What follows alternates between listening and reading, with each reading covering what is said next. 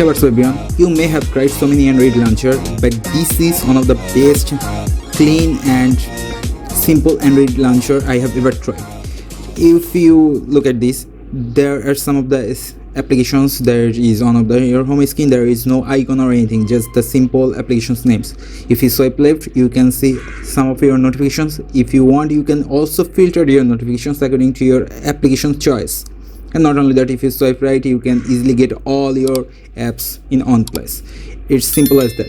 If you tap on that, the apps will be open. Just look at the transition, it's really so smooth and it's amazing to use.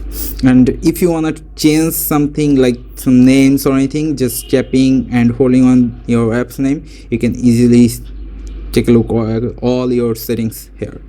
And if you swipe right and go to the settings, if you see, it's kind of bluish look, but from here you can change like to white color or pitch black or other colors. If you want to try, you can. There are some wallpapers too, so if you want to try this, you are good to go.